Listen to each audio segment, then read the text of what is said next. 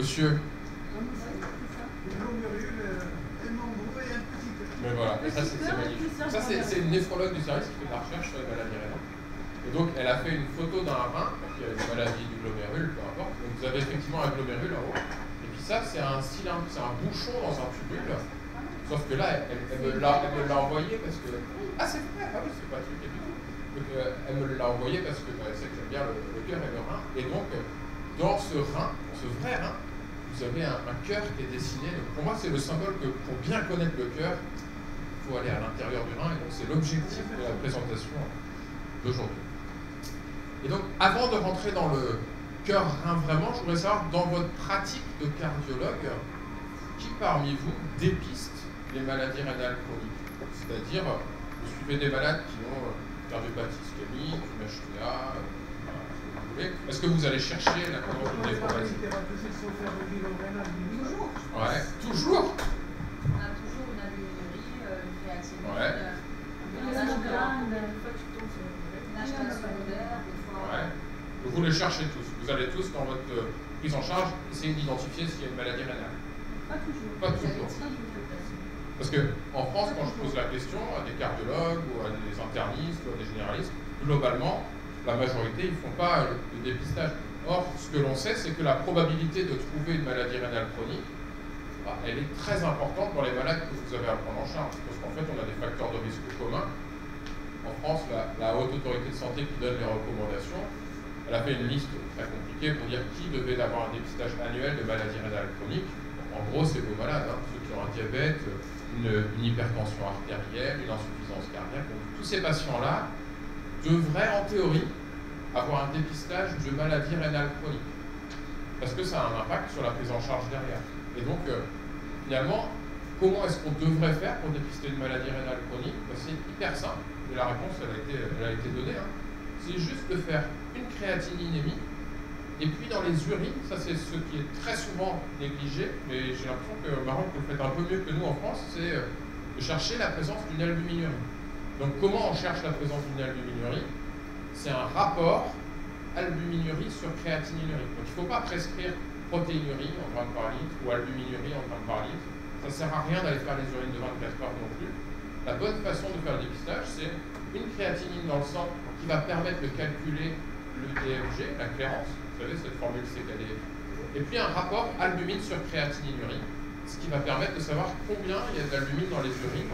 Donc ça s'affranchit de ce facteur dilution, parce que si vous buvez 2 fois plus d'eau, par exemple, vos urines elles vont être 2 fois plus diluées et votre protéinurie en grammes par litre va être 2 fois plus basse. Donc, votre but c'est de savoir comment il y a une maladie rénale chez le patient. Donc vous allez pouvoir dépister, et avec ce DFG estimé à partir de la créatinine et le rapport albuminurie sur créatininurie, vous allez classer les malades, et c'est hyper utile juste parce que ça impacte sur le pronostic rénal. C'est-à-dire que plus la maladie est sévère en DFG, plus elle est sévère en albuminurie, et plus le malade risque d'évoluer vers une insuffisance rénale primaire. Ça, c'est les stades de la maladie rénale chronique. Bon, je n'aime pas parler de chiffres, de stades, ça n'a pas trop de sens. Enfin, vous savez que plus le débit de filtration glomérulaire est bas, plus l'insuffisance rénale est évoluée, et plus l'albuminurie est élevée, ici elle est exprimée en milligrammes par gramme, plus le risque de progression de la maladie rénale, il est important. Il faut des recommandations. Pardon? Pourquoi le rapport albuminérique c'est une... Pourquoi le rapport? Parce que finalement, si vous voulez mesurer une albuminurie, savoir combien le rein fuit de protéines, vous avez la possibilité de prescrire juste l'albuminurie. Le labo il va vous répondre des grammes par litre. Et si vous avez des grammes par litre, ce qui vous intéresse, c'est les grammes, c'est ce qui fuit, mais les litres, ils vont vous gêner. Parce que ce que je dis, c'est que si votre patient, merci, il boit 2 fois plus d'eau d'un jour à l'autre, bah, il va uriner 2 fois plus d'eau aussi, et du coup les urines elles vont être 2 fois plus diluées. Donc votre albuminurie, si elle était par exemple à 300 mg par litre, le lendemain elle va être à 150 mg par litre. Donc si vous voulez suivre l'évolution de la maladie, et ben en fait vous ne pouvez pas faire comme ça. Vous êtes obligé de vous affranchir de la quantité d'eau qui a été bue. Et la créatininurie, donc on élimine 1 gramme de créatinine tous les jours, elle va évoluer aussi en fonction de combien a été bu, parce que c'est des grammes par litre. Donc si vous faites des grammes par litre d'albumine divisé par des grammes par litre de créatinine, c'est les mêmes litres, donc ça disparaît. Donc il vous reste des grammes par gramme. Et comme en plus on urine 1 gramme de créatinine par jour, c'est comme si vous aviez des grammes par jour. Donc ça ne sert à rien de faire des urines de 24 heures. Vous pouvez juste faire un rapport albuminurie sur créatininurie. Et ça vous dit quelle est l'intensité de la fuite d'albumine par l'œil. Et donc une question qui est très fréquemment posée par les cardiologues, c'est « Ok, je fais ça au moins une fois à mes patients, si je le fais super bien, je le fais tous les ans, mais ce n'est pas forcément réaliste. Mais qui est-ce que je vais adresser au néphrologue? Parce qu'en vrai, vous prenez bien en charge les patients pour la gestion des facteurs de risque cardiovasculaire. Il n'y a pas de gain à voir un néphrologue dans ce contexte-là. Donc finalement, le gain, il est dans des situations un peu particulières. Et ces situations particulières, en gros, c'est quand le DFG il est vraiment bas. Donc on va parler après du syndrome cardio-rénal, qui est une situation particulière parmi celles-ci, mais globalement, quand le DFG est inférieur à 30, c'est compliqué que le patient ne voit pas un néphrologue, parce que s'il passe encore une étape, vous allez avoir besoin peut-être de discuter la dialyse, la greffe rénale. C'est forcément pas du ressort du cardiologue, sauf si c'est un patient qui est considéré en fin de vie. Et quand la protéinurie, ou l'albuminurie, elle est à plus de 1 gramme par gramme, là, on va voir que ça ne peut pas être le cœur qui est responsable, ça ne peut pas être du cardio-rénal, ça veut dire que vous avez une maladie du filtre du rein, une maladie du glomérule. Et là, il y a besoin de voir le néphrologue parce que, globalement, il faut faire le bilan étiologique, chercher une cause particulière, et c'est plus du ressort du cardiologue. Donc en gros, plus la protéinurie est élevée et plus le DFG est bas, et plus il y a besoin de voir le néphrologue. Mais en fait, les recommandations, ce qu'elles disent jamais, c'est que ça, c'est à pondérer en fonction de l'âge des patients. Donc ça, c'est les recommandations, selon moi. Ça vaut ce que ça vaut, mais du coup, c'est mieux que les recos quand même.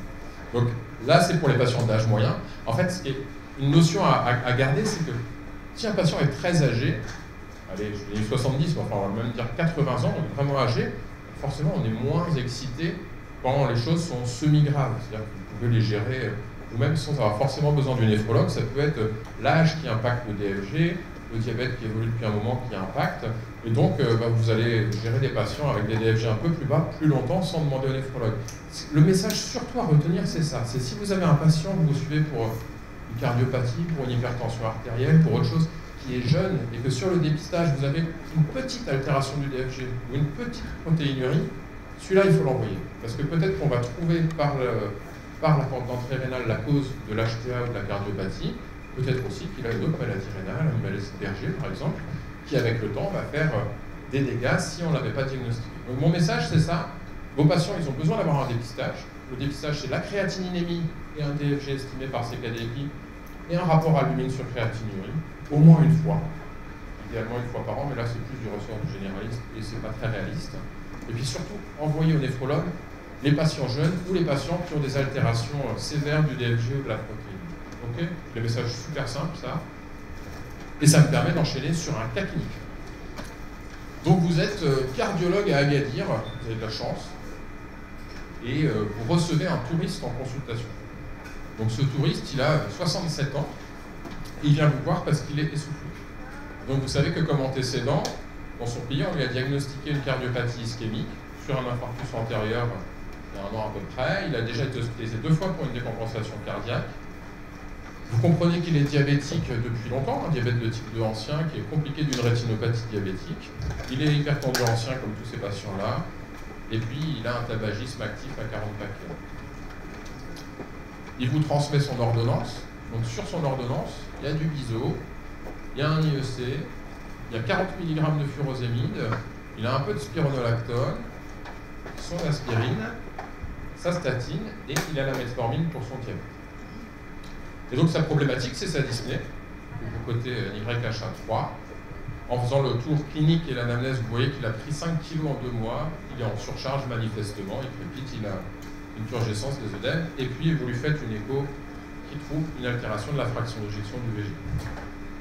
Et sur la bio, vous avez ça. Vous avez 210 de créatinine. Je vous rappelle, le patient, vous le découvrez là, c'est pas votre patient à vous. C'est un cas finalement assez standard. Donc finalement, ma question là, c'est comment est-ce que vous allez raisonner chez ce patient qui a une insuffisance cardiaque sur une cardiopathie ischémique, qui a un diabète évolué et chez qui vous trouvez un DFG à 27 minutes. C'est quoi vos réflexes là, si vous voulez raisonner pour le rein?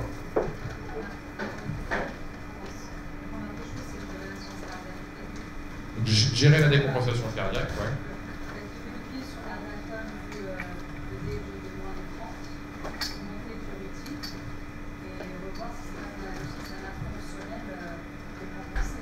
Donc effectivement, là, on fait l'hypothèse que ça peut être une insuffisance rénale fonctionnelle en lien avec l'insuffisance cardiaque. Ça, c'est possible. Donc, moi, je dirais, au-delà de la gestion thérapeutique, donc ce qui va être tout l'objet de la présentation après, c'est votre raisonnement, là, parce que vous avez une créatine à 210. Qu'est-ce que, si vous vouliez raisonner sur le rein, je ne vais pas vous apprendre à raisonner sur le cœur, et si vous voulez raisonner sur le rein, comment vous allez vous débrouiller? Est-ce que c'est aigu ou chronique? Ça, c'est une super bonne question. C'est un rein qui aura besoin de forte dose de furosémine, effectivement, on va en discuter en détail. Revoir son traitement antidiabétique, ça probablement, on est en dessous de 30 minutes actuellement, ouais. Mais sur la cause de l'insuffisance rénale, donc vous vous dites est-ce que c'est aigu, est-ce que c'est chronique, est-ce qu'il y a d'autres choses que vous feriez? Imaginez vous l'hospitaliser dans votre clinique ou dans votre hôpital. On peut faire une échographie rénale, voir la taille des reins. On peut avoir un historique des créatininémies. Est-ce qu'il y a autre chose qui vous paraît utile pour s'orienter sur le rein? Ouais. Les artères rénales. Une protéinurie, un Doppler des artères rénales, éventuellement, dans un second temps, on peut discuter ça. Donc la protéinurie, c'est important. Est-ce que dans les urines, il y a autre chose qui vous paraît utile? Ouais, chercher une hématurie. Vous avez tout. Ça, c'est un truc hyper simple, mais qu'il faut bien avoir en tête. C'est comment est-ce qu'on va raisonner quand vous recevez un patient qui a une créatininémie élevée. C'est-à-dire que vous pouvez appeler direct le néphrologue, mais globalement, le néphrologue, il est incapable de vous répondre s'il n'a pas ces éléments de base. Donc en fait, il vous les faut à vous aussi pour essayer de savoir si, est-ce que c'est du cardio-rénal, qui effectivement est probablement l'hypothèse principale, quand on a un patient qui a une insuffisance cardiaque et une insuffisance rénale. Mais ce qu'il vous faut, c'est la créatininémie et son évolution. On dit, est-ce que c'est sévère ou pas? Est-ce que c'est chronique ou est-ce que c'est aigu? Il vous faut l'échographie. L'échographie, elle va servir à deux choses. Un, est-ce qu'il y a un obstacle? Parce qu'il a 67 ans, il peut très bien avoir une hypertrophie de prostate, et en fait, il peut juste boucher sa prostate, il fait l'insuffisance rénale aiguë, il décompense sur l'insuffisance cardiaque, vous aurez beau mettre le Lasélix et prendre en charge le cœur, voilà, là pour le coup, ça va être compliqué. Donc, une insuffisance rénale qui est aiguë ou dont on ne sait pas si elle est aiguë, il faut toujours faire une écho, ça c'est un message hyper simple. Et puis il vous faut les urines, sans aller trop loin, hein. C'est juste, même une bandelette, ça suffit. Est-ce qu'il y a du sang? Est-ce qu'il y a des protéines? Ça va vous, c'est une sorte de biopsie simple, quoi. C'est est-ce qu'il y a une anomalie à l'intérieur du rein? S'il n'y a pas d'anomalie à la protéinurie et à l'hématurie, c'est qu'il n'y a pas de maladie qui touche le tissu rénal, probablement. Donc ça, déjà, pour un cardiologue, c'est vachement important. La bandelette est normale, ok. Je peux peut-être me dire que c'est le cœur. Mais si par contre, il y a des protéines, et surtout du sang à la bandelette, attention à ce qu'il y a autre chose. Ok? Et donc, finalement, vous appelez son centre, je ne sais pas d'où il venait, le patient, on va dire qu'il venait d'Angleterre, et donc vous récupérez ces créatinines antérieures, et donc vous voyez que finalement ça fait quelques années que ça dégrade, quoi. Il passe de 110 à 210 micromoles en quelques années. Il a donc une insuffisance rénale chronique, c'était la première hypothèse de madame, est-ce que c'est aigu ou est-ce que c'est chronique? Et puis on a l'urée en parallèle qui est en dessous. Donc on lui fait une écho rénale, on trouve qu'il n'y a pas d'obstacle, elle apparaît normale. Et puis vous avez ces paramètres-là, donc il y a une protéinurie, 1,6 g par gramme. 1,6 g par gramme, c'est beaucoup, donc c'est au-delà de la limite. Et là on parlait de 300 mg par gramme pour l'albuminurie, là on est nettement au-dessus. Donc ça suggère une maladie de quelle partie du rein, ça? Quand on voit une protéinurie très élevée. Ouais, c'est le glomérule. Hein. Vous vous rappelez, dans le rein, on a les vaisseaux, le glomérule et le tube. Donc quand ça fuit à ce point-là, c'est forcément le glomérule. Et le CBU normal, donc l'examen cytobactériologique des urines normales, ça veut dire qu'il n'y a pas d'hématurie. Il n'y a pas de sang, il n'y a pas de globules blancs.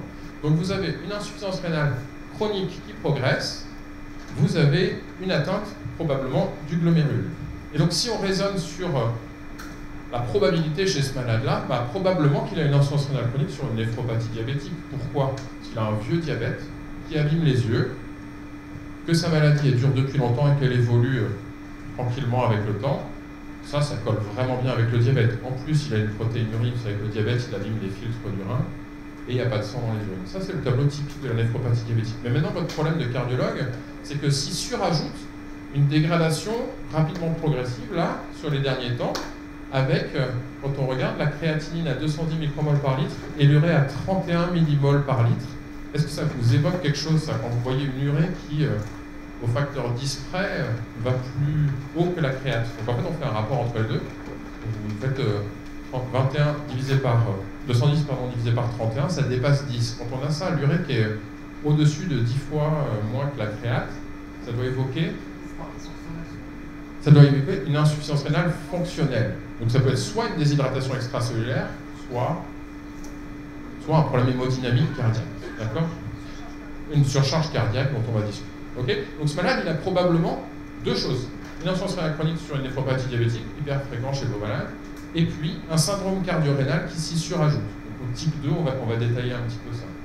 Et donc, pour le raisonnement, il vous faut évidemment le reste de la bio pour la prise en charge de ce malade. Donc il a son insuffisance rénale, qui s'est dégradée récemment, et puis il a des troubles hydroélectrolytiques très fréquents chez les malades en cardiologie, une hyponatrémie qui est modérée, 129 mmol par litre, une kaliémie à 5,4, une problématique hyper fréquente en cardio. Qu'est-ce que je fais de ces kaliémies s'il avait 6,9 de kaliémie, vous ne seriez pas trop dans le doute sur le fait que c'est un problème, mais 5,4, ça commence à faire discuter, surtout qu'il y a une insuffisance rénale.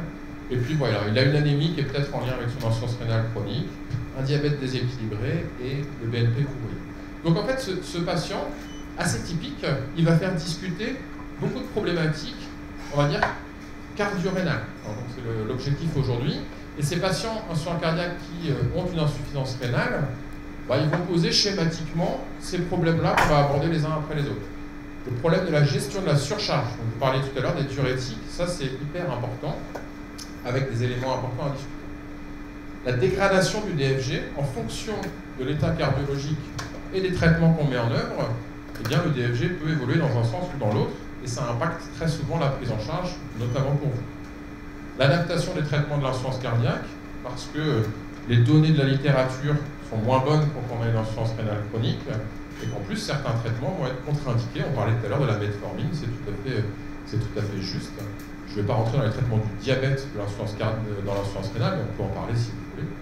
Et puis les troubles hydroélectrolytiques, quelques mots sur l'hyperkaliémie, comment vous la gérez en pratique, et l'hyponatrémie qui est très fréquente dans l'insuffisance cardiaque.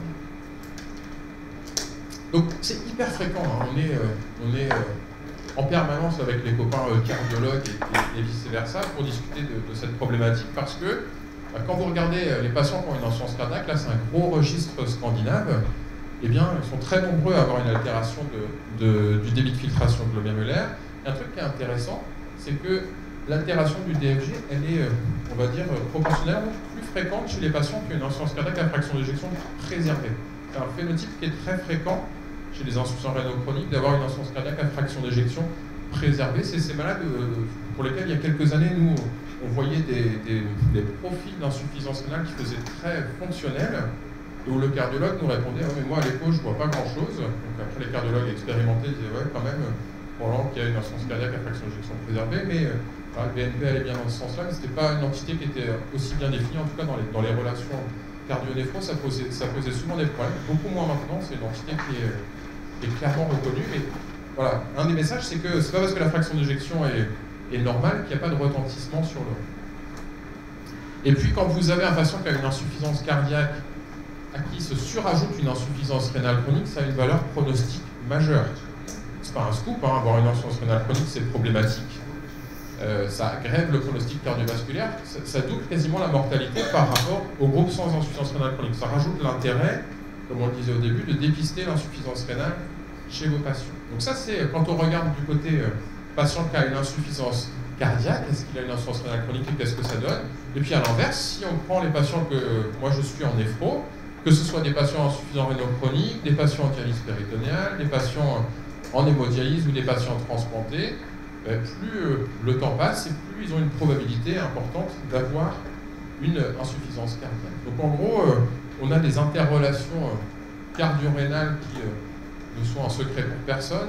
Je ne vais pas parler de physiopathologie en détail aujourd'hui, je pense que vraiment on est sur des cas cliniques et sur du pratique, mais il y a plein de mécanismes physiopathologiques neuro-hormonaux qui font que quand l'un va pas bien, l'autre ne va pas aller bien non plus, avec des implications hémodynamiques que par contre je vais détailler de plus près. Et donc quand ça déconne, on n'est pas d'accord. Si on ne s'entend pas bien avec nos collègues de l'autre côté, ça devient compliqué. Oui, c'est de la faute du rein, non, c'est de la faute du cœur, on se renvoie la balle, c'est à toi de prendre le malade, non, c'est à moi.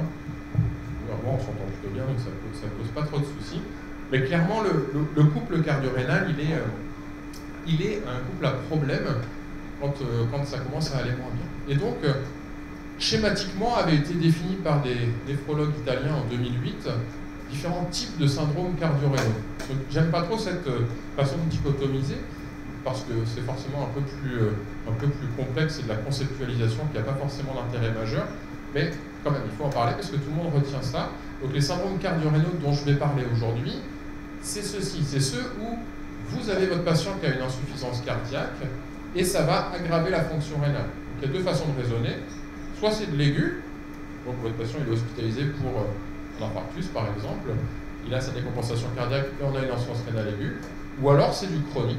Le patient il est stable dans son insuffisance cardiaque, mais il a une insuffisance rénale fonctionnelle en permanence.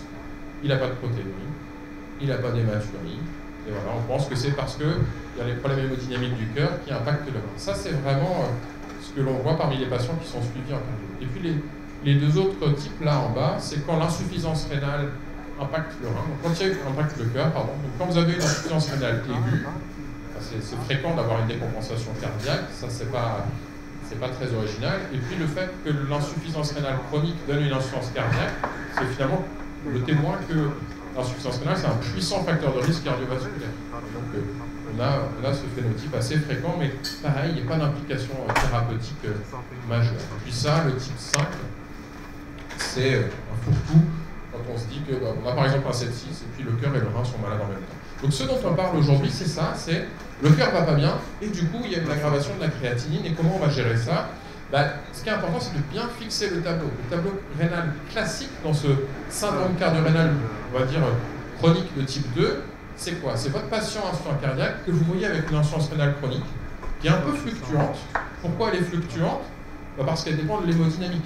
Elle est très dépendante de l'état d'hydratation, mais surtout de la capacité du cœur à assurer une hémodynamique rénale satisfaisante. Et donc vous avez ce qu'on appelle ce profil d'insuffisance rénale un peu fonctionnel, avec l'urée qui va être élevée, avec l'uricémie qui va être élevée, plus que la créatinine. C'est-à-dire que finalement, quand on parle de la valeur de base, l'urée va monter plus que la créatinine. Vous savez pourquoi?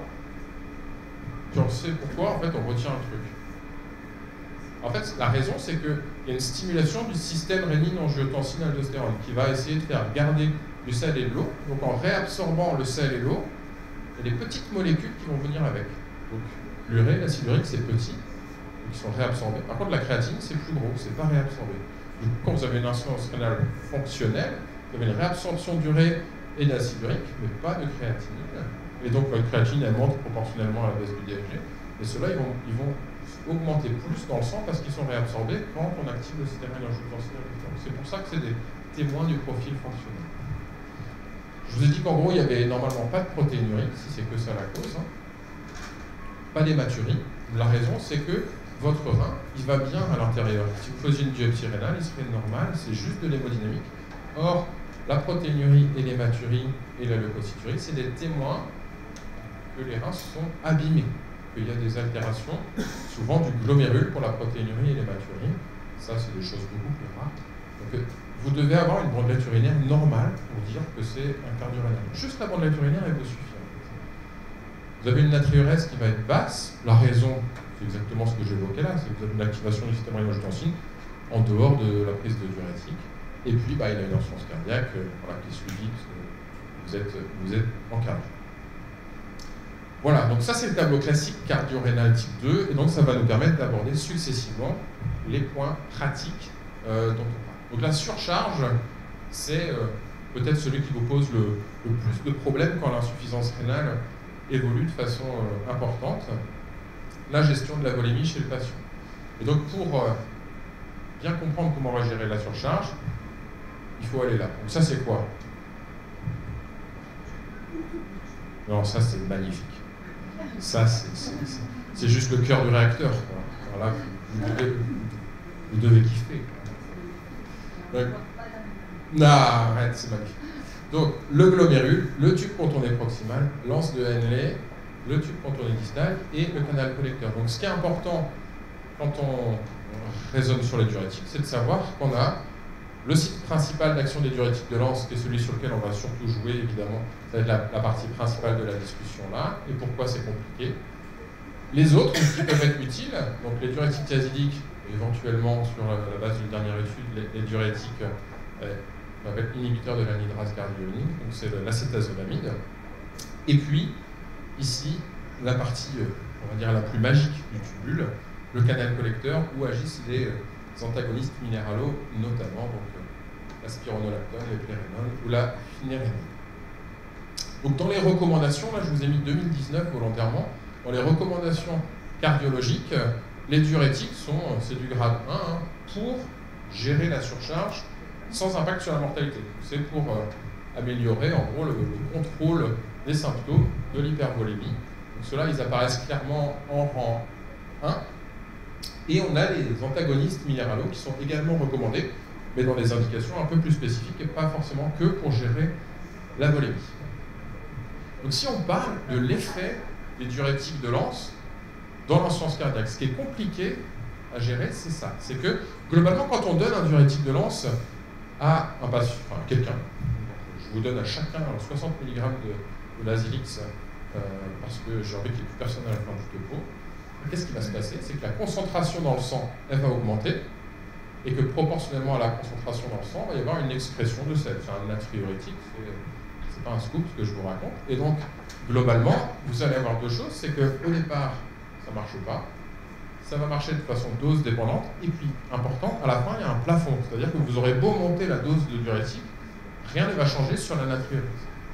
Dans la décompensation cardiaque, vous avez d'une part un effet qui est plus progressif, ça veut dire qu'il faut des doses plus importantes pour arriver à atteindre le plafond, et puis le plafond est plus bas, ça veut dire que avec une dose maximale de diurétique, vous aurez moins d'effet natriurétique. Donc la natriurèse, elle est réduite dans l'insuffisance cardiaque. Donc si on prend en fonction du temps la réponse d'un patient insuffisant cardiaque par rapport à un patient qui n'a pas d'insuffisance cardiaque, avec quelqu'un de normal, bah déjà, globalement, il faut une concentration de diurétique plus importante pour atteindre la même réponse.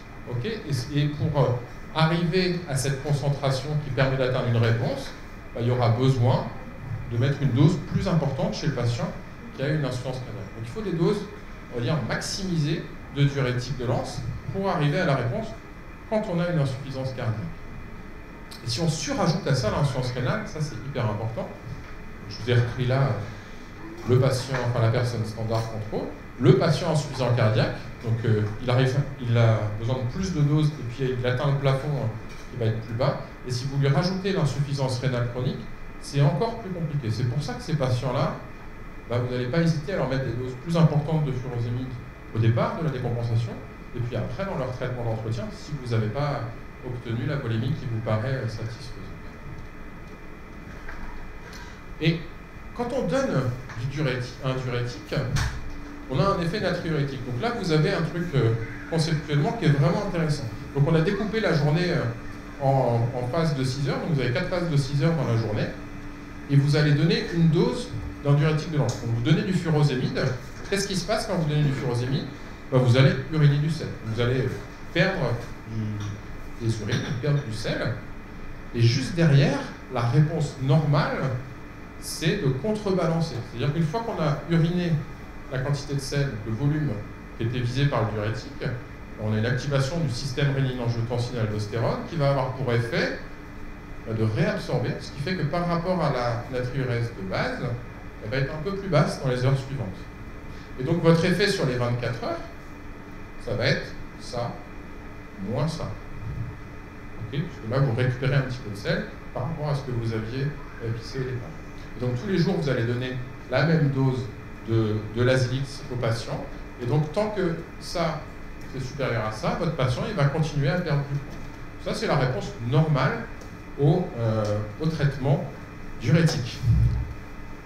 Il faut bien avoir en tête qu'avec le temps, on a une perte d'efficacité. C'est-à-dire que pour la même dose, on va perdre un petit peu moins de sel tous les jours. Et c'est pour ça que quand vous avez un patient qui est sous, je sais pas, furosémide 60 au long cours, en fait, il y a un moment donné où ça va juste permettre de rester à l'état d'équilibre. Il ne va pas perdre du poids tous les jours avec son furosémide, parce que l'efficacité baisse et qu'à un moment donné, ça va être équivalent à la quantité qui est réabsorbée. Okay, et puis un autre truc qui est hyper important et utile dans la vraie vie, c'est ce temps. Je vous ai dit, la journée, elle est coupée en 4, c'est 4 fois 6 heures. Vous voyez que pour les premières 6 heures, ça marche, et après, ça ne marche plus. ça suggère que ça peut être utile de redonner une dose intermédiaire. Comment il s'appelle le furosémide au Maroc? L'Azilix. Vous savez comment il s'appelle aux États-Unis? Lasix. Et vous savez pourquoi il s'appelle Lasix? Parce que ça veut dire lasts 6 hours. Ça dure 6 heures. Donc c'est une bonne façon de retenir qu'une dose de Lasix que vous donnez, elle marche pendant 6 heures. Et donc, ça veut dire qu'en pratique... Alors, on peut parler de la dose IV, mais ça veut surtout dire qu'en pratique, si vous donnez une dose péros de Lasix et que ça ne suffit pas, un des moyens d'être un peu meilleur, bah, c'est de donner 2 doses dans la journée. Une le matin et puis une à midi, parce que le soir, c'est un peu vache. Ouais. Bah, la SAP, on va en parler juste après. Bonne question. Diviser la dose en deux, mais en général, finalement, la problématique, c'est plutôt j'ai besoin d'un peu plus d'effet natriurétique. Donc c'est, j'ai 80 mg le matin, pour être un peu meilleur, au lieu de passer à 120, enfin nous on était comprimés 125 si on coupe, bah, c'est meilleur de faire 80 plus 40. C'est mieux que 120 le matin. Quand on a l'insuffisance cardiaque, l'hyponatrémie? Alors, quand l'hyponatrémie, je vais en parler à la fin. En fait, ça va dépendre un peu de la raison de l'hyponatrémie. En général, le message, c'est que si vous avez une hyponatrémie, le diurétique de Lens, c'est le meilleur diurétique. Donc, si votre patient est en décompensation cardiaque, optimisez d'abord la volémie avec votre diurétique de Lens. Et attention aux thiazidiques, eux, c'est des forts pourvoyeurs d'hyponatrémie. Ça, j'ai une petite partie spécifiquement dédiée à ça. Donc, avant de passer à l'histoire de l'IV, qu'est-ce qui se passe avec le temps quand vous avez un patient qui est sous l'Azilix pendant longtemps? En fait, le tube, ce truc magnifique, il va s'adapter. Il va s'adapter parce qu'en permanence, on va lui dire ici, vous allez perdre du sel. C'est ça qu'on lui demande avec le Lasix. Et donc, il y a du sel qui va se retrouver ici, alors que normalement, il ne devrait pas l'être. Et donc, ces parties du tubule, là, derrière, elles vont s'adapter, elles vont s'hypertrophier, et donc, en fait, elles vont, avec le temps, plus réabsorber de sel. Ça veut dire que votre malade qui a du Lasix depuis des années, ou des mois, en fait, il s'est adapté au fait que son anse de Henle, cette partie-là, était plus trop capable de réabsorber du sel à cause de votre Lasix, et donc il bosse plus derrière. Donc ça veut dire que, vous perdez de l'efficacité, mais c'est surtout utile en pratique de comprendre ça, parce que ça veut dire que si vous êtes gêné parce que votre Lasix ne marche plus assez, vous pouvez ajouter des diurétiques plus distaux, parce qu'en fait, ces segments-là, ils seront hypertrophiés, et donc ils contribuent vachement en fait que les patients gardent du sel. Donc vous pouvez ajouter des thiazidiques ou des thiazidiques-like, et vous pouvez ajouter des antagonistes minéraux qui sont de toute façon indiqués dans l'insuffisance cardiaque pour les raisons que vous connaissez. Est-ce qu'il n'y a pas un risque L'hypokaliémie. Donc l'hypokaliémie, si vous avez un diurétique de Lens et un thiazidique, évidemment c'est une situation à risque d'hypokaliémie. Donc l'hypokaliémie est quand même plus rarement un problème, enfin quand il y a une insuffisance rénale chronique associée, c'est quand même assez rarement un problème. C'est plus rarement un problème que l'hyperkaliémie. Mais effectivement, ça peut être problématique. Et dans ce cas-là, si vous avez un problème pour gérer la volémie, vous allez essayer de surtout pas mettre le thiazidique parce que lui, sa valeur ajoutée, elle ne sera pas très importante, mais jouer plus avec des antagonistes minéraux à la fin du tubule, et vous avez des IECR à 2 que vous pouvez optimiser dans ce contexte.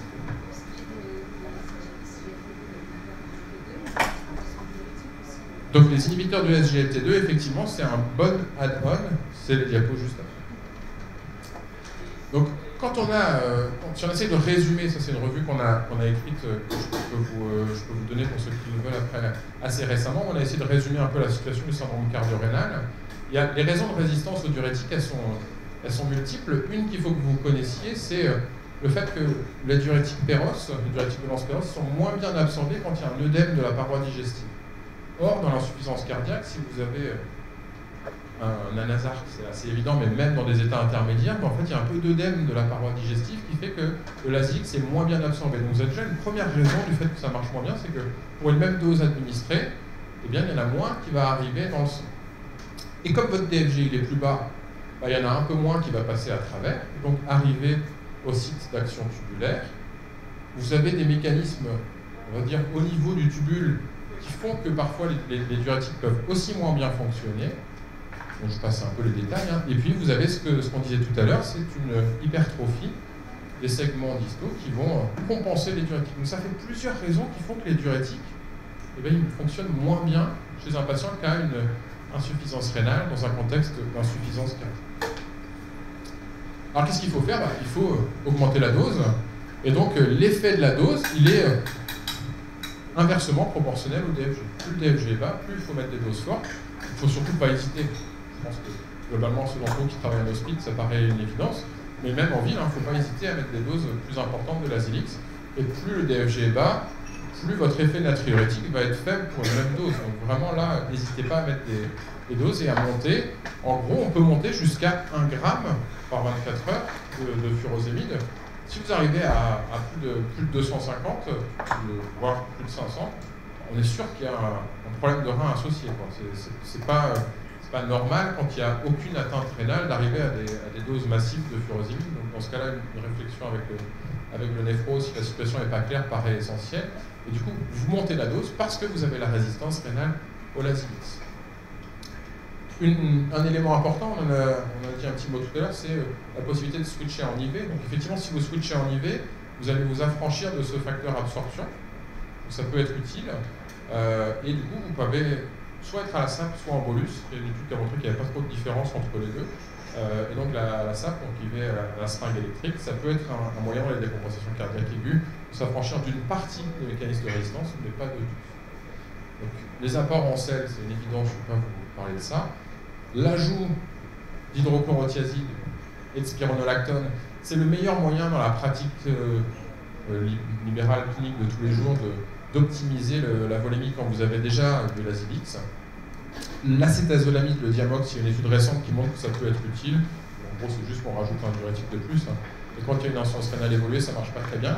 Et effectivement, le petit nouveau dans l'histoire, c'est l'inhibiteur de SGLT2. Donc en fait, ce que l'on voit, ça c'est l'expression de sel de patients chez qui on a des diurétiques de lance et chez qui on va rajouter un inhibiteur de SGLT2, donc en l'occurrence l'empagliflozine. Voilà l'effet natriurétique de l'empagliflozine quand il n'y a pas de diurétique de lance. Il est finalement mineur par rapport à un placebo. Par contre, chez un patient qui est sous diurétique de lance, donc forcément il pisse plus de sel de base, si vous rajoutez un inhibiteur de SGLT2, vous avez un gain de natriurèse qui peut être appréciable.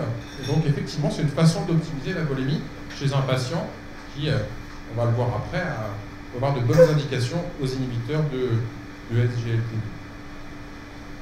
Je parlais des antagonistes minéralaux, donc la spironolactone, les plérénones et bientôt la finérénone. Je ne sais pas si vous l'avez déjà, peut-être.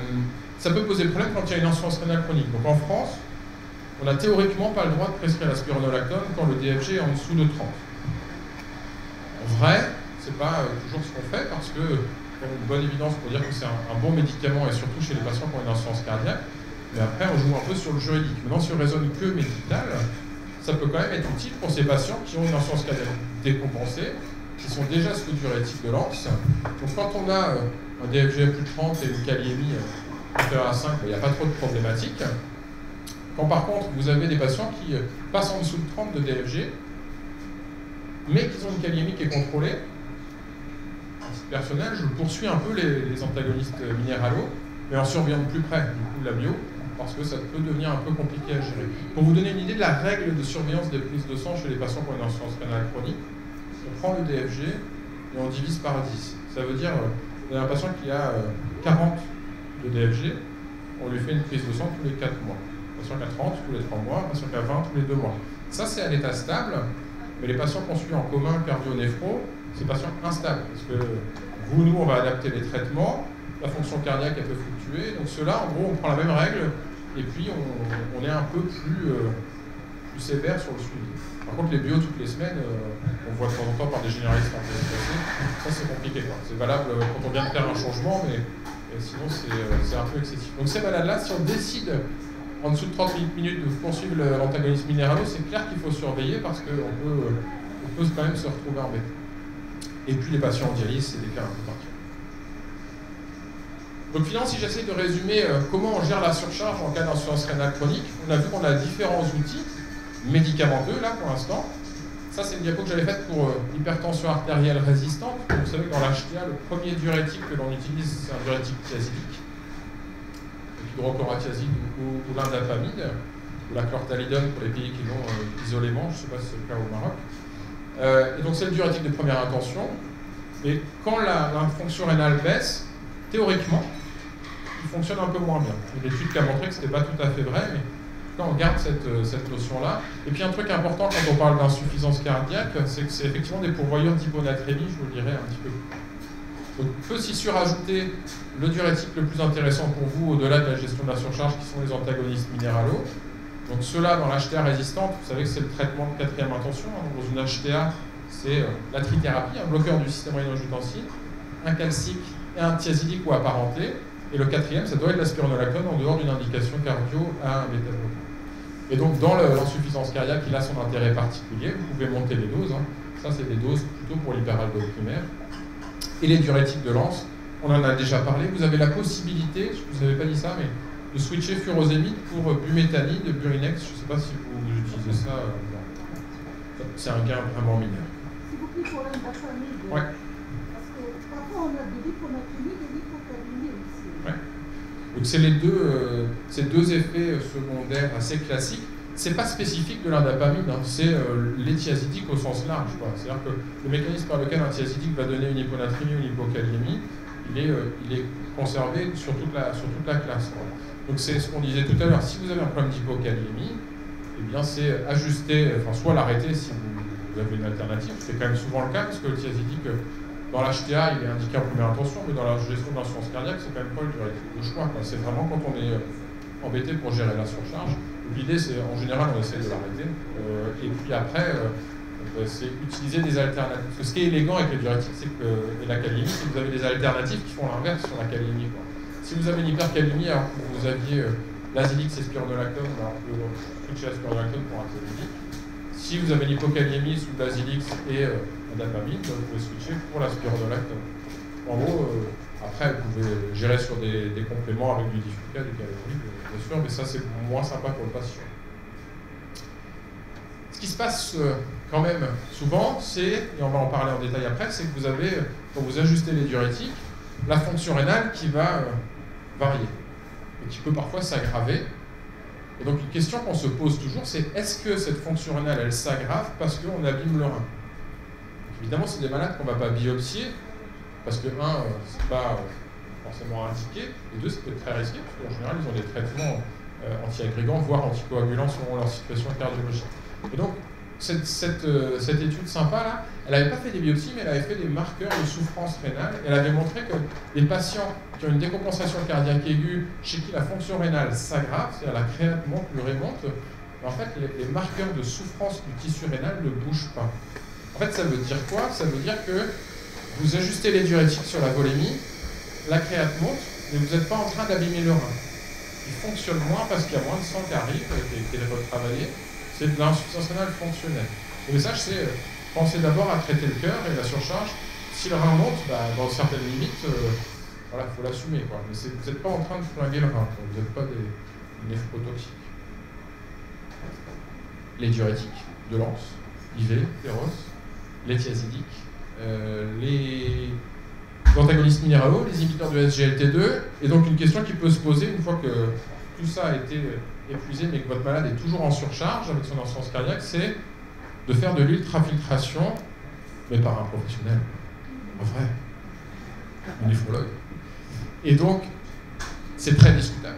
Et juste, c'est quand même des situations qui peuvent se discuter chez certains patients, c'est d'aider le patient à enlever de l'eau et du sel par une technique de dialyse. Donc les techniques de dialyse, il y en a deux, c'est la dialyse péritonéale et l'hémodialyse, et donc je vais juste vous donner quelques éléments pour savoir chez qui ça peut se discuter. Ça ne veut pas dire qu'il faut le faire, mais chez qui ça peut se discuter et pourquoi.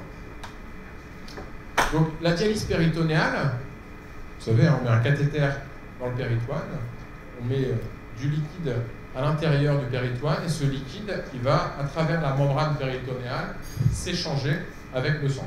Okay, et donc, on fait de l'épuration dans l'insuffisance rénale, mais ce qui vous intéresse, c'est de faire de l'ultrafiltration, c'est-à-dire d'enlever du volume.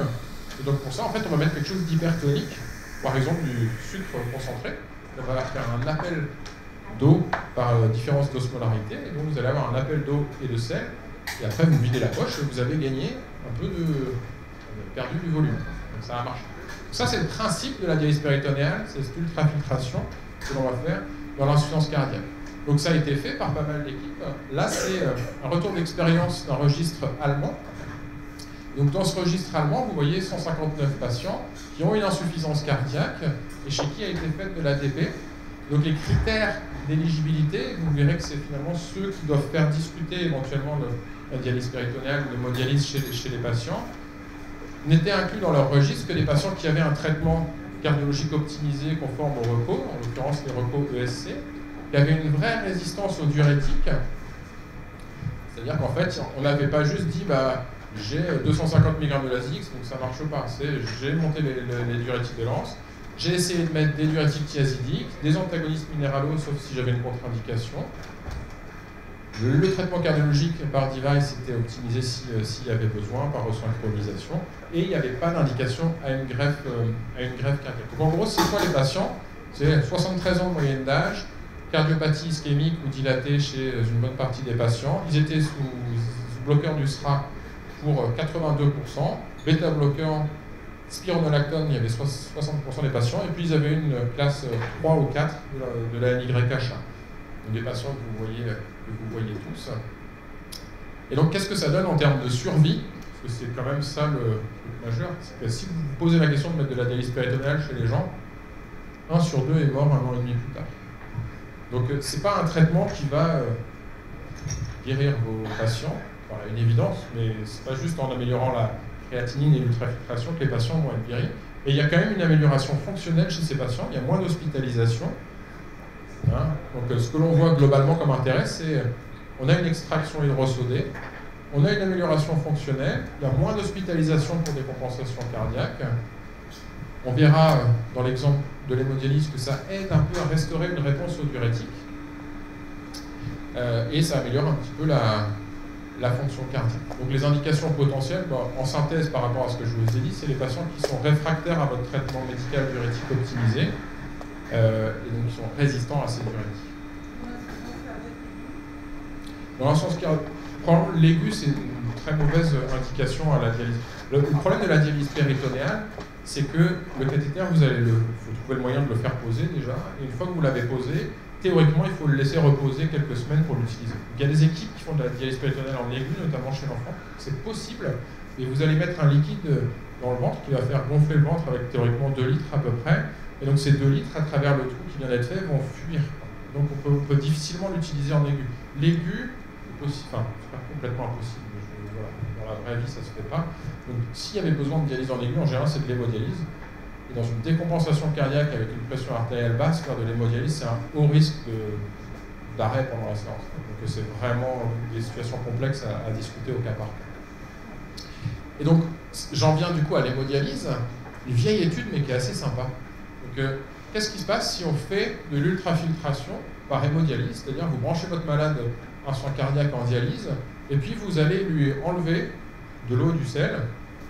Ici, 500 ml par heure, dans cette étude-là, on va retirer jusqu'à ce que la pression dans l'oreillette droite ait baissé de moitié. Donc c'était une vieille étude, 32 patients en soins cardiaques qui avaient des doses de furosémique que vous voyez écrites là, et puis ce qui est super intéressant, c'est qu'ils ont regardé combien les patients urinaient avant de débuter et combien ils urinent après qu'on ait débuté la dialyse.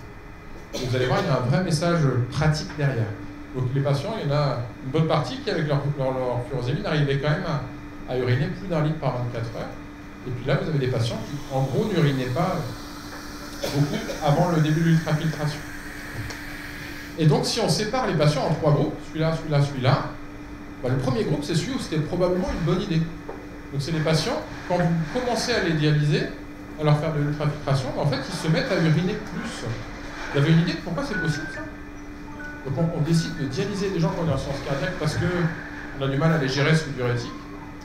Et puis ils se mettent à uriner plus alors qu'on leur enlève de l'eau et du sel par la dialyse. Est-ce qu'ils ne sont pas résistants? Diminution de la résistance. Alors c'est pas vraiment une diminution de la résistance. C'est la congestion, exactement. Donc en fait là, le facteur sur lequel on joue, et je vais vous le montrer après, c'est la congestion, et ça c'est un message hyper important en pratique. Donc ceux chez qui ça marche, c'est ceux chez qui la diminution de la congestion était une bonne idée et améliore leur vie. Vous avez ceux chez qui ça n'a rien changé, c'est-à-dire que en gros ils continuent à uriner pareil avant et après, Et puis il y a ceux chez qui la duresse diminue. En fait, ça, c'est les patients pour qui l'ultrafiltration en dialyse a aggravé la perfusion rénale, en fait. Ils vont moins bien avec ça. Donc quand on compare les groupes, le message à retenir, c'est que les patients qui répondent bien, bah, ils avaient des pressions dans l'oreillette droite qui étaient plus élevées, et puis ils avaient une perfusion rénale qui était moins bonne. Donc c'était vraiment de l'hémodynamique, de l'insuffisance cardiaque qui était plus sévère chez ces patients-là. Et du coup, en fait, ils vont mieux quand on lève effectivement la congestion rénale. Et ça, c'est ce qu'on montre dans cette étude de 1950. C'est des chiens qui ont une insuffisance cardiaque. C'est juste pour vous dire que la pression que vous avez dans le cœur droit, elle est directement corrélée à la pression dans la veine rénale. Et donc, quand votre patient il a une insuffisance cardiaque évoluée et qu'il y a une augmentation de la congestion, en fait, le rein souffre, les petits vaisseaux dans le rein souffrent, et donc, vous avez moins de DFG. Ça, c'est magnifique aussi, c'est le glomérule. Et donc, qu'est-ce qui se passe dans le rein quand vous avez une insuffisance cardiaque avec beaucoup de congestion? Ça, c'est le sang qui arrive par l'artériole afférente. Il arrive dans le glomérule. La pression là-dedans fait qu'il y a du DFG. Donc, si vous avez une baisse de DFG dans l'insuffisance cardiaque, le principal mécanisme, c'est parce que le sang, il n'arrive pas à repartir vers le système veineux, c'est l'artériole efférente, parce que vous avez une congestion veineuse. Et donc, si vous levez la congestion veineuse, le sang, il s'écoule mieux, et du coup, vous rétablissez votre DFG. C'est exactement ce qui s'est passé chez ces malades-là. Ça veut dire quoi? Ça veut dire que les malades qui vont le mieux répondre à vos diurétiques améliorés, éventuellement à l'ultrafiltration par la dialyse, c'est ceux chez qui vous avez des pressions élevées à droite, ceux chez qui vous avez vraiment un caractère congestif. L'insuffisance rénale, dans ce tableau-là, c'est ça qui va le mieux répondre.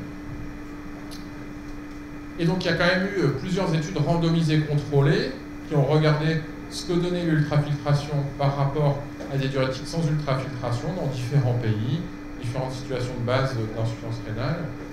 Globalement, le message, c'est que ça n'améliore pas la mortalité, la survie. Donc, c'est une stratégie un peu d'exception pour des patients chez qui vous êtes vraiment embêtés. Et voilà, c'est quelqu'un de jeune, il y a un cap à passer. Vous dites que ça peut être intéressant de discuter avec les patients. Ça améliore en général les symptômes et l'hospitalisation, mais c'est quand même assez lourd de faire de l'hémodialyse. Ça reste une stratégie d'exception. Donc, quand on regarde les recommandations internationales, bah, pour faire simple, ça peut être considéré chez les patients à soins cardiaques qui ne répondent pas aux diurétiques dans des situations, on va dire, d'exception. C'est globalement ce que disent les recommandations. Donc, si j'essaie de résumer ces 20-30 minutes sur la gestion de la volémie, vous allez évaluer la volémie, donc avec la clinique, avec l'imagerie éventuellement. Si le patient est hypervolémique, vous titrez vos diurétiques de lance, augmentez les doses péros, éventuellement IV si on est en situation d'hospitalisation. Ça marche bien, vous continuez comme ça. Ça ne marche pas, vous allez pouvoir rajouter les autres diurétiques, hydrochlorothiazide, spironolactone, les inhibiteurs du SGLT2, éventuellement l'acétazolamide. Et puis dans les cas particuliers, eh bien, vous allez discuter de faire de l'ultrafiltration, mais c'est quand même finalement assez rare. Et puis l'autre cas de gestion de volémie dans le syndrome cardio-rénal qui peut poser problème, c'est les patients qui ont une dégradation du DFG et que vous trouvez hypovolémique. C'est-à-dire que là, on est passé de l'autre côté et on se retrouve avec un patient qui fait plutôt sec parce que sur la gestion des diurétiques, on a été un petit peu trop ambitieux. Là, on va éventuellement essayer de le remplir, mais très prudemment, évidemment. Ça m'amène à la dégradation du DFG. Donc, je vous ai dit, le tableau classique du syndrome cardio-rénal, c'est ce patient-là. Donc, il a une insuffisance rénale chronique, il n'a pas d'hématurie, il n'a pas de protéinurie. Et là, vous le prenez en charge et il va dégrader son débit de filtration glomérulaire parce que dans la décompensation cardiaque globale, vous avez une diminution de l'index cardiaque avec le retentissement sur les pressions, le retentissement sur la réabsorption d'eau et de sel, le système rénine-angiotensine et l'ADH notamment, et puis le flux sanguin rénal, c'est le glomérule que je vous ai montré, là, il va moins bien, et votre débit de filtration glomérulaire, il baisse. Et donc, c'est ces fameuses courbes en fonction de l'index cardiaque et des pressions gauches. Quand vous diminuez la congestion, ça va jusqu'à un certain point où la fonction rénale va rester stable. Puis, il y a un moment où, si vous allez trop loin, eh bien, vous allez avoir une baisse de la créatinine. Et dans la vraie vie, qu'est-ce qui se passe? on prend un registre, donc là l'étude Protect, donc dans un contexte de décompensation cardiaque, où c'est les patients qui ont 70 ans en moyenne, ils ont un DFG au départ à 50 minutes. Et donc on regarde les variations de créatinine. Donc, vous avez un peu de tout. Vous avez des patients qui vont monter, puis ça va rebaisser, des patients qui vont continuer à monter, etc. etc.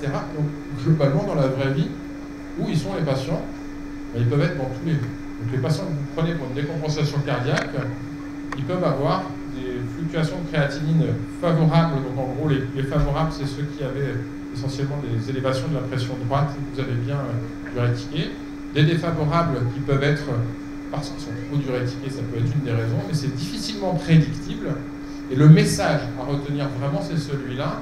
C'est si vous avez un patient qui a un syndrome cardio-rénal et que la créatinine continue à monter mais qu'il n'est pas sec, toutes les études disent ça, c'est globalement occupez-vous du cœur, majorez les diurétiques si votre patient est en surcharge, optimisez-les comme on a vu tout à l'heure, mais vous ne vous intéressez pas trop à la dégradation de la créatinine. Ouais. Jusqu'à quel degré, ça dépend d'où il part. Finalement, il n'y a pas un chiffre qui va être la limite. Mais on va dire que si vous dépassez en dessous de 20 millilitres minute, évidemment, peu importe où on part, si on part de 25 ans, mais si on part d'au-dessus de 30 et que vous arrivez en dessous de 20, là c'est sûr que ça va commencer à devenir complexe et que soit votre patient est toujours en surcharge, on est dans une insuffisance cardiaque réfractaire, qui a probablement, s'il n'y a pas d'autres facteurs rénals, donc la discussion avec le néphrologue, savoir jusqu'où on va, elle est pertinente. Mais sinon, optimisez vraiment la volémie du patient. Et attention aux troubles hydroélectrolytiques.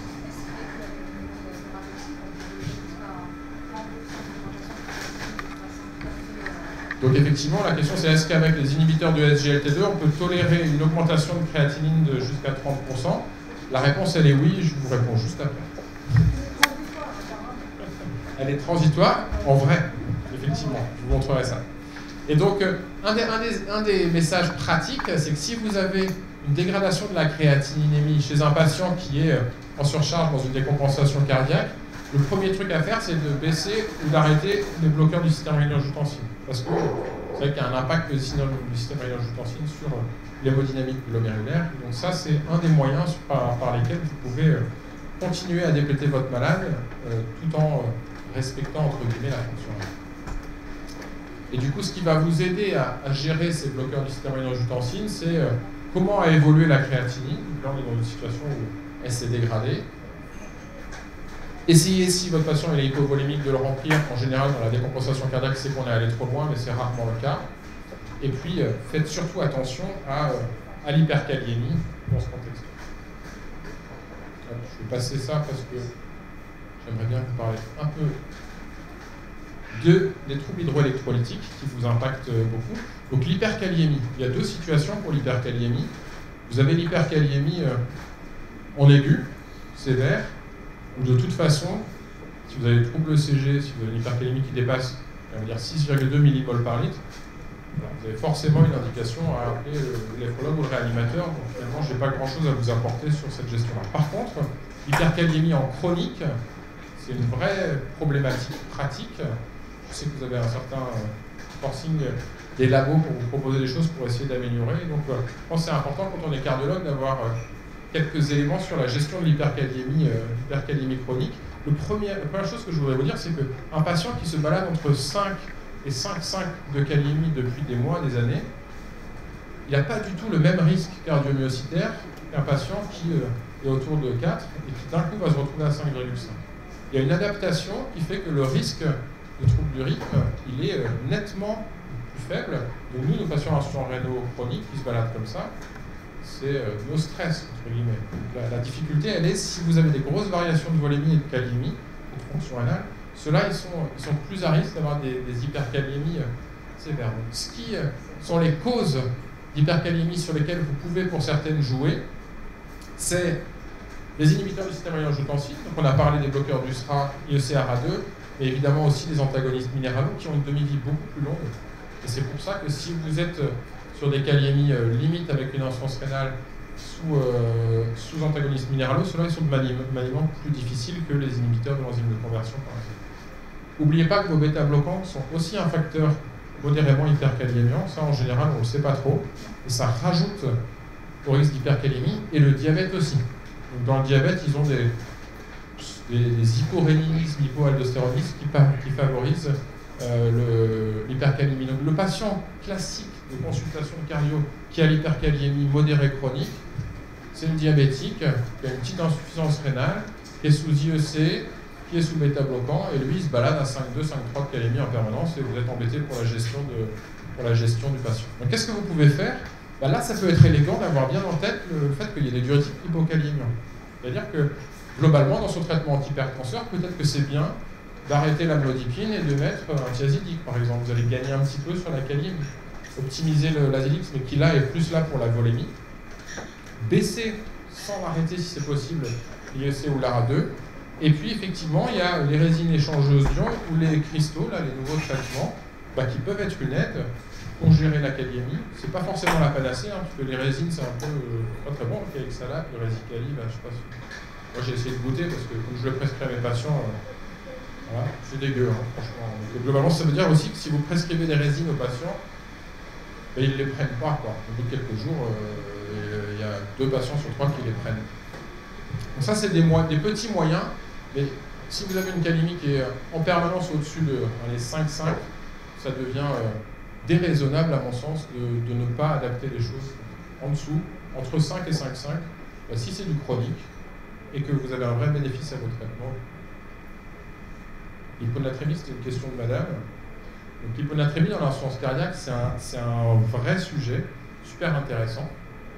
Et globalement, s'il y a une chose à retenir de l'hyponatrémie, c'est que l'hyponatrémie, c'est pas un manque de sel, comme son nom semblerait l'indiquer, c'est un excès d'eau. D'accord ? Ça, si vous devez retenir un truc, c'est ça. C'est l'hyponatrémie, c'est-à-dire qu'il y a trop d'eau, que ça dilue en fait la natrémie.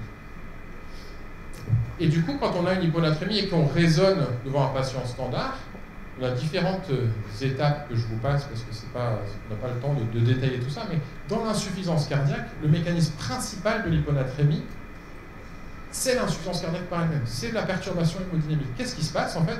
Votre patient, il a une perturbation hémodynamique qui va stimuler les barorécepteurs. Ces barorécepteurs, ils vont faire sécréter de l'ADH, l'hormone antidiurétique, qui va aller récupérer de l'eau. Et donc, c'est vraiment un marqueur très clair quand vous prenez les registres d'insuffisance cardiaque. Plus l'insuffisance cardiaque évolue, plus il y a d'hyponatrémie. Et c'est pas l'hyponatrémie qui grève le pronostic, c'est évident, mais il y a une belle étude qui l'a montré. Si on met des bloqueurs de l'ADH, en fait, on corrige complètement la natrémie, mais la mortalité, elle est exactement pareille.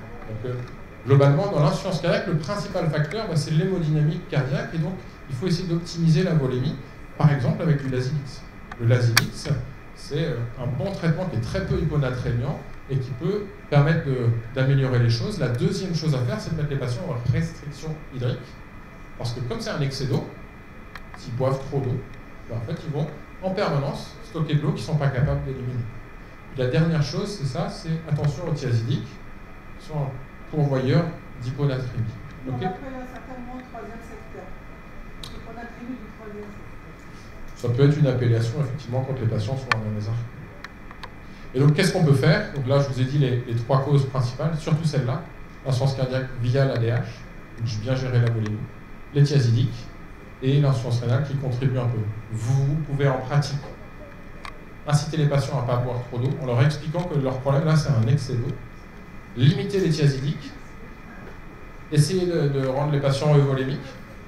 Et puis un petit truc aussi, c'est que, en fait, quand vous urinez, pour uriner de l'eau, il faut toujours un petit peu d'osmole dans les urines. On ne peut pas uriner de l'eau pure.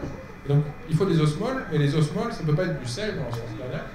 Et donc, si on mange plus de protéines, on va avoir de l'urée à éliminer. Et donc, ça va enlever de l'eau. Donc, vos patients un peu dénutris, leur donner des compléments protéiques, ça va les aider à éliminer la charge en eau. Et donc, dans l'insuffisance cardiaque, c'est un problème hyper fréquent, directement corrélé à la sévérité de l'insuffisance cardiaque et donc à la mortalité, même si ce n'est pas sa faute. Et les trucs à faire, c'est ça. Limiter les apports en eau, essayer de faire manger un petit peu plus de protéines, essayer d'éviter les thiazidiques et d'optimiser le Lasix. Ça va pour l'hyponatrémie? Vraiment synthétique. Ouais. Alors les protéines dans l'insuffisance. Donc c'est une bonne question. Est-ce que s'il y a une insuffisance rénale, on peut quand même dire de manger des protéines alors que c'est connu comme étant une mesure de néphroprotection de diminuer les apports en protéines? Chez vos malades insuffisants cardiaques, vous pouvez oublier ça. C'est-à-dire qu'en fait, leur pronostic lié à l'insuffisance cardiaque Et on va dire les raisons qui font qu'ils ont une insuffisance rénale font qu'il vaut largement mieux qu'ils soient bien nourris au niveau protéique. Vous pouvez complètement oublier la restriction protéique de l'insuffisance rénale. Ça, c'est clair, oui. Ouais. On est devant une insuffisance rénale chronique très sévère dans il y a une baisse de la sécrétion, de tous les trois sécrétions rénales. Est-ce que les inhibiteurs du STRA ont la même efficacité? Donc la question c'est, est-ce que quand on a une insuffisance rénale chronique évoluée, on peut arrêter de diminuer les inhibiteurs du STRA ou est-ce qu'ils ont la même efficacité? Il y a une étude qui est sortie l'année dernière dans le New England qui a testé ça, qui s'appelle Stop ACE. Globalement, que vous arrêtiez ou que vous continuiez, il ne se passe rien de différent sur le rein. Par contre, c'était sous-dimensionné pour ça, mais dans le groupe qui arrête, il y a une tendance à ce qu'il y ait plus de complications cardiovasculaires. Autrement dit, le bénéfice cardiovasculaire des bloqueurs du système rénine-angiotensine, il est préservé quand l'insuffisance rénale elle est évoluée. Et donc, les arrêter, ce ne serait pas à cause du DFG, mais ce serait plutôt à cause de l'académie si vous étiez gêné. Okay, donc le message, c'est de gardez-les le plus que vous pouvez, éventuellement en baissant la dose si vous êtes gêné sur l'académie. Et donc, les traitements de l'insuffisance cardiaque, et ça permettra qu'on termine à l'heure, les traitements de l'insuffisance cardiaque, quand la fonction rénale dégrade, il y a une médecine basée sur les preuves qui est limitée. Plus le DFG est bas, et moins les patients sont inclus dans les études. Et donc, jusqu'aux inhibiteurs du SGLT2, il n'y avait rien qui avait été démontré comme bénéfice sur le DFG dans les études d'insuffisance cardiaque. Et puis, de toute façon, peu de patients qui étaient inclus insuffisance cardiaque et insuffisance rénale chronique. Donc ça, c'est juste pour vous dire, on prend les recours internationaux, et c'est pas inintéressant. Plus le DFG est bas, plus les preuves d'efficacité des traitements de l'insuffisance cardiaque diminuent. Donc ça, c'est sans parler des inhibiteurs de SGLT2, parce que le sujet a déjà été posé 2-3 fois en question aujourd'hui. Et il faut forcément qu'on en parle, c'est que vous avez là des super traitements de l'insuffisance cardiaque qui sont aussi des très bons traitements en néphro. Je pense que c'est des études dont vous avez parlé dans d'autres sessions, ou en tout cas que vous connaissez, mais voilà, en 2 mots, qu'est-ce qu'il faut retenir au niveau cardio-rénal? Donc, dans l'insuffisance cardiaque à fraction d'éjection réduite, l'empagliflozine, si vous la donnez, donc ils sont 3700 patients qui ont moins de 40% de fraction d'éjection, ça améliore le critère primaire cardiovasculaire, les hospitalisations pour l'insuffisance cardiaque, mais si vous regardez le rein, en fait, les patients à insuffisance cardiaque à fraction d'éjection réduite, ils ont 3 fois ou 4 fois mieux en termes d'évolution de la fonction rénale quand ils sont sous inhibiteurs de SGLT2 par rapport aux patients du groupe placebo. Et c'est vrai aussi si on prend la molécule concurrente, la dapagliflozine. Donc les méta-analyses montrent bien que c'est efficace dans l'insuffisance cardiaque à fraction d'éjection réduite sur la mortalité toute cause, mais c'est aussi efficace sur le devenir rénal. Vous voyez, 0,62 de hazard ratio, c'est-à-dire qu'on a une de 40% chez vos patients en soins cardiaques l'évolution rénale. C'est énorme. Donc, en termes de réflexion dans un syndrome cardio-rénal, on ne peut plus aujourd'hui s'affranchir de la prescription des bloqueurs du STRA. Donc c'est pour ça qu'ils sont rentrés en première ligne dans les recommandations à côté des autres classes. Et ça, vous connaissez évidemment très bien. Et donc dans l'insuffisance cardiaque à fraction d'éjection préservée, vous avez l'étude Deliver sur la dapagliflozine, et bien qui a montré qu'on avait également un bénéfice dans cette classe-là. Donc c'est la première fois dans l'insuffisance cardiaque à fraction d'éjection préservée. Et ça marche indépendamment de l'ancienneté de l'insuffisance cardiaque et indépendamment du débit de filtration glomérulaire. C'est-à-dire que les patients qui ont une insuffisance rénale chronique, avec une insuffisance cardiaque à fraction d'éjection préservée, comme on a dit que c'était une association fréquente, eh bien ils bénéficient aussi des bloqueurs du système rénine-angiotensine. Je passe, mais globalement la méta-analyse, elle est claire dans l'insuffisance cardiaque à fraction d'éjection préservée, bénéfice sur la mortalité cardiovasculaire, les hospitalisations, qui est du coup assez indéniable et indépendant du DFG. Donc la problématique pratique qui a été soulevée tout à l'heure, c'est ok, mais qu'est-ce que je fais de la baisse de DFG quand je mets un inhibiteur de SGLT2? Donc il y a 2 situations, il y en a 3. En gros, il y a le patient standard, donc, qui n'a pas d'insuffisance rénale chronique. Il y a le patient qui est là pour une décompensation cardiaque aiguë. Il y a le patient qui a une insuffisance rénale chronique. Globalement, le message il est à peu près le même, c'est que au début, on attend une baisse fonctionnelle du DFG, donc on attend de perdre à peu près 4 à 5 minutes. C'est ce qu'on voit dans tous les groupes. Et effectivement, avec le temps, en fait, cette pente du débit de filtration glomérulaire, vous avez le DFG en fonction du temps, mais en fait, elle va se linéariser. C'est pas tellement que ça s'améliore, ça c'est peu significatif, mais c'est surtout que finalement, on fait mieux que l'évolution standard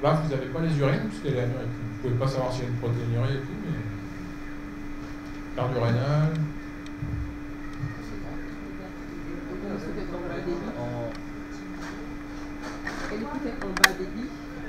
Elle est peut-être en bas débit. Alors elle avait, quand on regarde, elle avait plutôt un... Bon, elle avait l'EAP, hein, on n'en fait pas grand-chose, mais on peut se poser la question en tout cas. Bah, bravo, donc on l'a dialysé. Et puis on lui a fait une imagerie pour vérifier que si sur son rein unique d'une patiente polyvasculaire, il n'y avait pas une sténose d'artère rénale. En fait, elle a une sténose hyper serrée. Donc on lui a fait l'angioplastie et elle a récupéré. Donc elle a été dialysée 2 fois. Et les pics tensionnels, donc il y avait l'HTA d'aggravation semi-récente qui pouvait orienter. Ça, c'est pas facile forcément à rentrer dans l'arbre décisionnel. Et puis bah, voilà. Donc, le message, c'est le syndrome cardio-rénal, c'est fréquent, mais il n'y a pas que ça évidemment.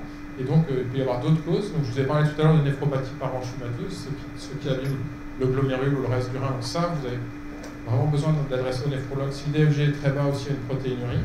Et puis s'il y a des cas un peu particuliers, là c'était l'urgence de la situation qui fait qu'il fallait, mais penser à la sténose d'artère rénale, ça peut être utile. Donc en conclusion, c'est de plus en plus fréquent ce syndrome cardio-rénal. Le cœur et le rein s'aggravent mutuellement, c'est pas facile à gérer, surtout au niveau de la volémie. Donc les petits trucs, c'est optimiser les diurétiques, la fréquence, le mode d'administration, les types de diurétiques. Attention aux troubles hydroélectrolytiques, l'hyperkaliémie, ajuster les bloqueurs du système rénino-angiotensin notamment, l'hyponatrémie, restriction hydrique, éviter les thiazidiques, optimiser le lazivix. Et puis attention, toute insuffisance rénale n'est pas un syndrome cardio-rénal. Donc cette petite revue, elle est en français, il y a plein de petits schémas dedans, on l'a faite avec des collègues de Paris et de Tours. Donc, si vous la voulez, je vous l'envoie avec plaisir, je l'ai sur une clé là si vous voulez la récupérer. Et puis un autre truc qui peut être utile, c'est qu'on a fait avec le Collège des enseignants des podcasts de néphro, donc ça s'appelle Néphrodio. On a fait tous les items pour les étudiants en médecine de France en moins de 10 minutes. Donc vous avez HTA, vous avez insuffisance rénale chronique, vous avez hyponatrémie, hyperkaliémie, tout ça c'est en moins de 10 minutes, donc c'est sur toutes les plateformes, vous tapez juste Néphrodio, et puis vous tombez dessus, vous entendrez ma douce voix chuchoter Néphrodio au lieu des embouteillages le matin. Donc en gros c'est pour les étudiants en médecine, donc c'est vraiment très, franchement c'est très adapté pour réviser un peu les trucs. Et puis voilà, donc vous avez 2 minutes pour courir à la session suivante.